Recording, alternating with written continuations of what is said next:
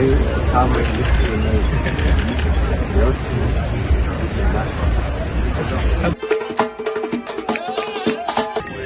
Мы рады общению, мы рады своим гостям, рады людям, которые с теплом и с добром приходят на эту благодатную землю.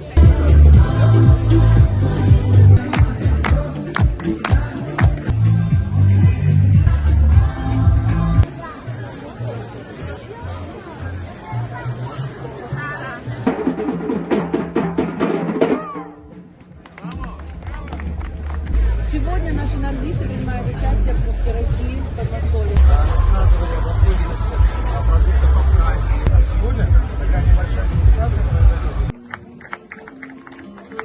Сегодня здесь было продемонстрировано то, чем обладает наш народ, наша самобытность, наша культура, достояние.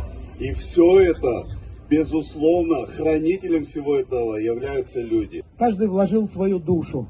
И это бесценно абсолютно. Кухня Абхазии уникальна. Ничего подобного нет нигде в мире.